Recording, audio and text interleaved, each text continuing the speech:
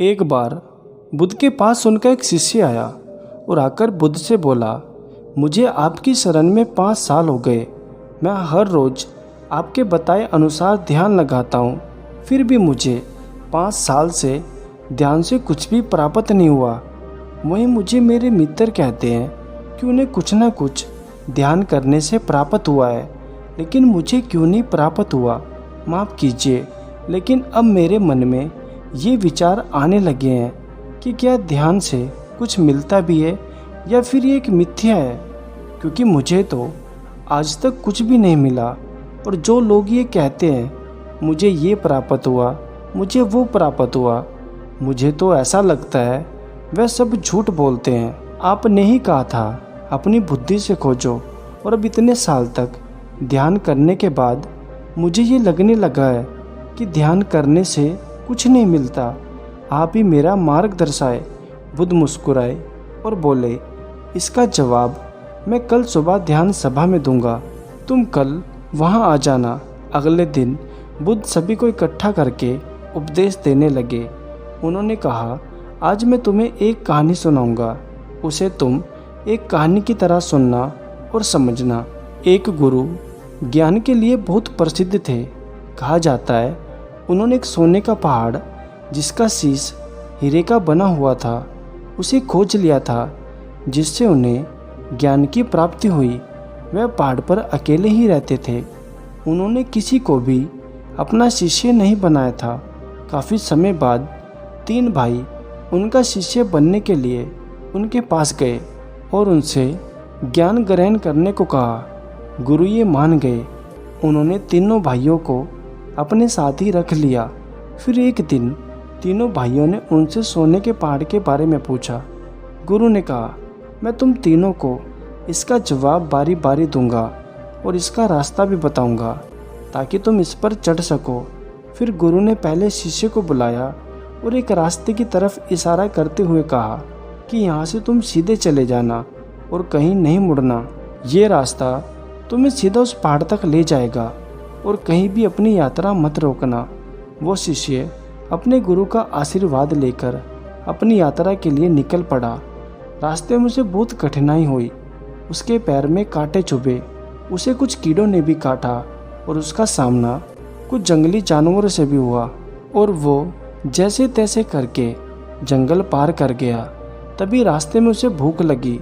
उसने जंगल में कुछ खाने का इंतजाम किया और खाना खाकर फिर से आगे चल दिया। इसके बाद वह एक मारूथल में पहुंच गया। वह काफ़ी बड़ा था। अब उसके पास केवल कुछ ही खाना बचा हुआ था, लेकिन उसके पास पानी नहीं था और वह प्यास से बहुत व्याकुल हो रहा था।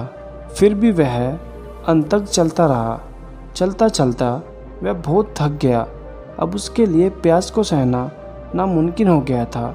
उसके मन में ये सवाल आने लगे कि कहीं गुरु ने उसे कोई गलत मार्ग तो नहीं बता दिया। अब धीरे धीरे उसका गला सूखने लगा।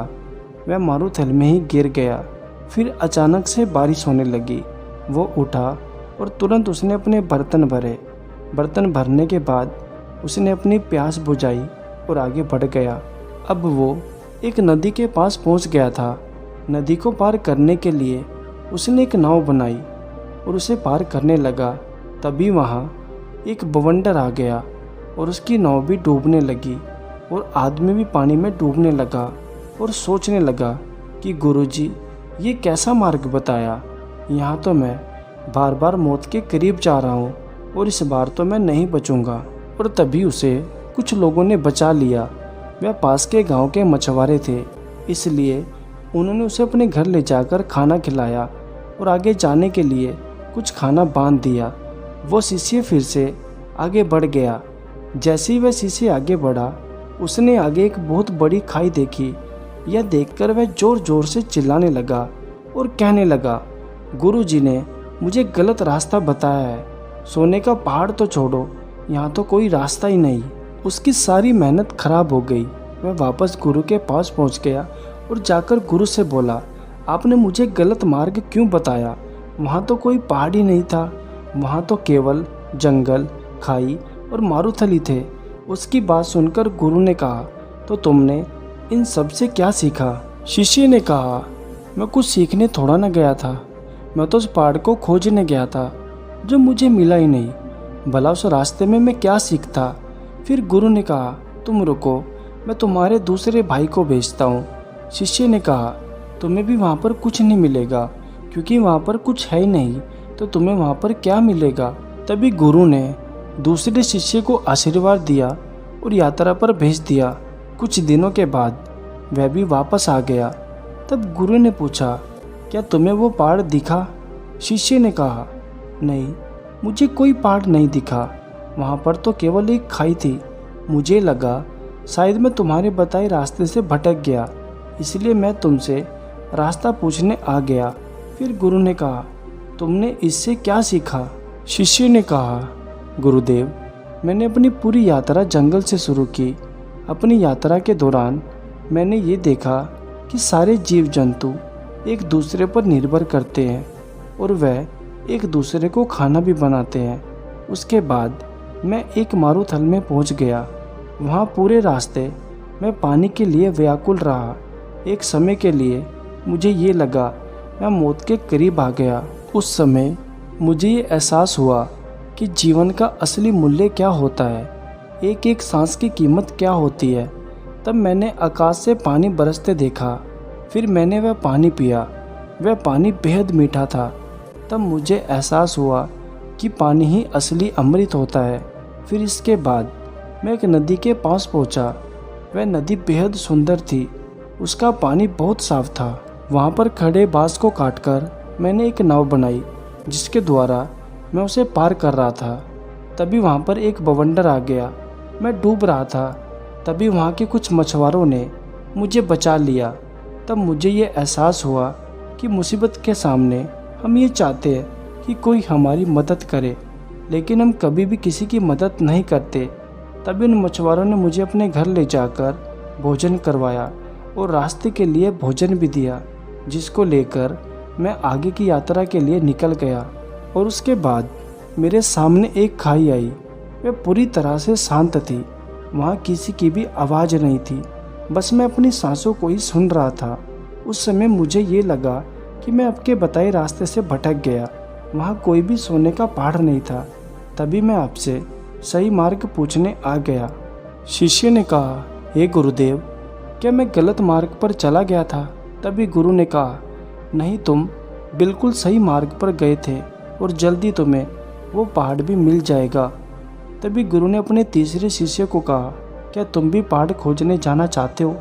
तभी शिष्य ने कहा, मुझे ये तो पता नहीं कि पहाड़ मिलेगा या फिर नहीं, लेकिन मेरे शिष्य भाइयों ने जो वहाँ के लिए बताया है, मैं उसे जानना चाहता हूँ। तब तीसरा शिष्य गुरु का आशीर्वाद लेकर यात्रा पर निकल गया। कुछ दिन बाद वो शिष्य वापस आया। गुरु से देखकर समझ गए कि उसे तो पहाड़ मिल ही गया। उसके चेहरे पर अलग ही चमक थी। वह बेहद ही शांत था। शिष्य ने गुरु को प्रणाम किया और कहा, हे गुरुदेव, आपने जो मुझे मार्ग दिखाया है उसका मैं बहुत आभारी हूँ। मुझे वो पहाड़ मिल गया जिसका शीश हीरे का बना है। यह सुनकर दोनों शिष्य बोले, क्या तुम्हें वो खाई नहीं मिली? तीसरे शिष्य ने कहा, हाँ मिली। मैंने भी वह सब अनुभव किया है जो तुमने किया था। आखिर में मुझे वो खाई मिली जहाँ अपार शांति थी। इतनी शांति मुझे कहीं और नहीं मिली। मुझे पता चल गया था कि पहाड़ यहीं है, इसलिए मैंने खाई में कदम बढ़ा दिए। उस समय मेरे मन में भी बहुत सी आशंकाएं थी, लेकिन मैंने 2 बार मौत को करीब से समझ लिया था। अब मुझे वो पहाड़ खोजना था, इसलिए मैंने कदम आगे बढ़ा दिए। जब मैं आगे बढ़ा तो मैंने देखा कि मैं गिरने की वजह हवा में चल रहा हूँ और इसी तरह से उस खाई पर चलता रहा और फिर मैंने वो खाई पार कर ली। और जब मैं और आगे बढ़ा तो बहुत अंधेरा था, कुछ भी रोशनी नहीं थी। उसके बाद जब मैं आगे बढ़ा तो मैंने देखा कि आगे बहुत तेज़ रोशनी है। वह रोशनी इतनी तेज़ थी कि मुझे कुछ भी दिखाई नहीं दे रहा था। और फिर मैं और आगे बढ़ गया। उस समय भी मैं बहुत डर रहा था, काँप रहा था, लेकिन फिर भी मैं आगे बढ़ गया। और फिर मुझे वो सोने का पहाड़ मिल गया जिसका शीश हीरे का था। उसके ऊपर जाने के बाद मेरा मन पूरा शांत हो गया। मुझे बेहद खुशी हुई। मेरा मन प्रसन्न हो उठा। कहानी पूरी होने के बाद बुद्ध ने अपने शिष्य से पूछा, तुमने इससे क्या सीखा? तब बुद्ध के सभी शिष्य उनके सामने हाथ जोड़कर खड़े हो गए। दोस्तों, बुद्धा की इस कहानी से हमें ये शिक्षा मिलती है कि हमारा ध्यान तो मंजिल की तरफ होता है, लेकिन असली आनंद तो रास्ता होता है।